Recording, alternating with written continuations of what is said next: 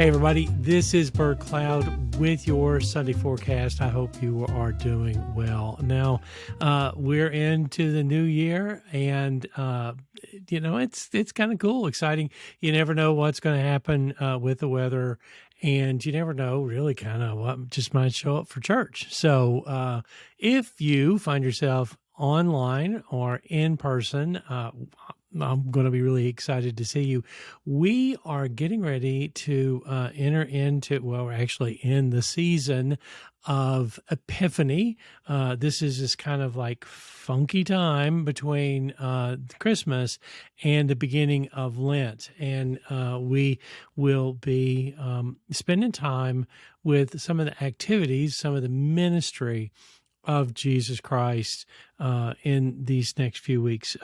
So let me tell you a bit about what is coming up this Sunday. We're going to talk about basically what Jesus is doing. You know, we celebrate his arrival at Christmas, but then, as he matures, as he becomes an adult and enters into ministry and starts to work through things, he's doing stuff. He's not just kind of like hanging out at the carpenter shop. He's actually drawn together a group of colleagues, co-workers, disciples, really students, and he is healing and teaching and opening minds.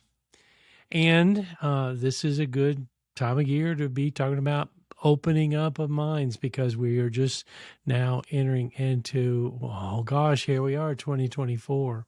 So, environmentally this weekend, partly cloudy, 40s is what I'm seeing for Sunday. For our sanctuary, we will be comfortably warm and also kind of surprised maybe, and trying to figure things out, just like we have been for quite some time. So let me tell you a little bit about what we will do.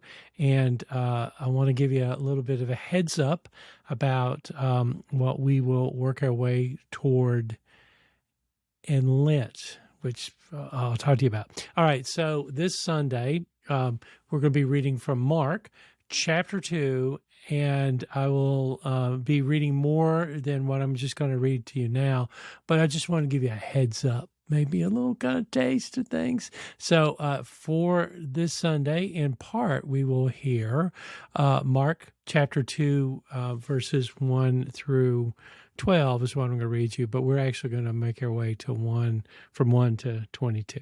All right, here we go. After a few days, Jesus went back to Capernaum. He's been doing stuff, and people heard that he was home. So many gathered that there was no longer space, not even near the door. And so Jesus was speaking the word to them. Some people arrived. 4 of them were bringing to him a man who had been paralyzed. They couldn't carry him through the crowd, so they tore off part of the roof above where Jesus was. When they made an opening, they lowered the mat on which the paralyzed man was lying. When Jesus saw their faith, he said to the paralytic, the person that was suffering, "Child, your sins are forgiven." Now, some legal experts were sitting there muttering among themselves, why does he speak this way? He's insulting God. Only the one God can forgive sins. Jesus immediately recognized what they were discussing, and he said to them, "Why do you fill your minds with these questions? Which is easier, to say to a paralyzed person, 'Your sins are forgiven,' or to say, 'Get up, take your mat, take your bed, and walk'? But so you will know that the human one has authority on the earth to forgive sins, the human one being Jesus." That's how he would refer to himself. "So that you'll know that the human one has authority on the earth to forgive sins," he said to the man who was paralyzed, "Get up, take your mat, and go home." Jesus raised him up right away. He picked up his mat and walked out in front of everyone.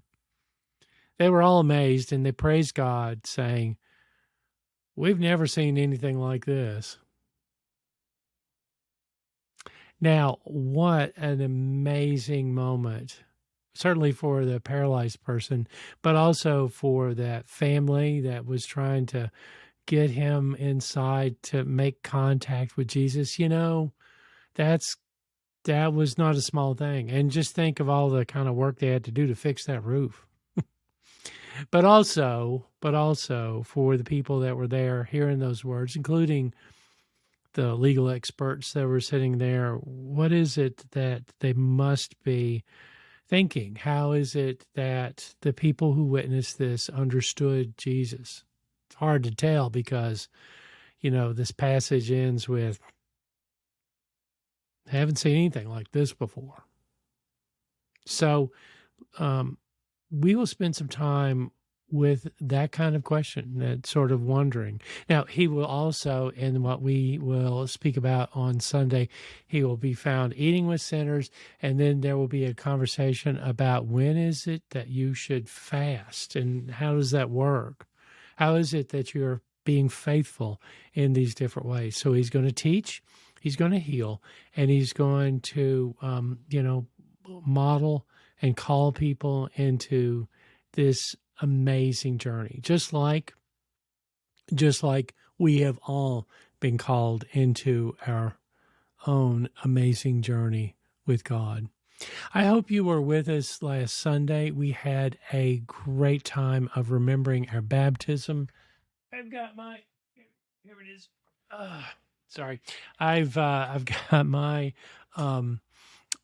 my marker for that moment sitting on my desk. I have been looking at it a lot and thinking about what is going on. Over these next few weeks, as I mentioned, we're going to be talking about what it is that Jesus is saying and doing and inviting us to. And then in the middle of February, on February 14th, can you believe it? Valentine's Day is also the beginning of Lent, in the way that we kind of look at the calendar and make sense of things that way. So on the 14th, we will have the beginning of Lent with a nice kind of like healthy meal beforehand, and then around 7, we will have a observance of Ash Wednesday. I'm working with some folks to make ashes available earlier in the day as well. You'll get some more information about that. But I do want you to mark your calendar so you have a sense of what is coming. And during the course of Lent, we will be working our way through a series called The Walk, based on some information, a book put together by Adam Hamilton. We will be spending some time with each other, reflecting on what it is to follow, literally to follow Jesus. And there are 5 particular ways, 5 really important ways that that is seen in our life, can be seen in your life. And so I want you to get ready for that. It's going to be a really, really good conversation, and I'm excited about that. Well, listen, take care. Have a wonderful rest of your week. Enter into the weekend with some hope, and I will see you on Sunday. God bless.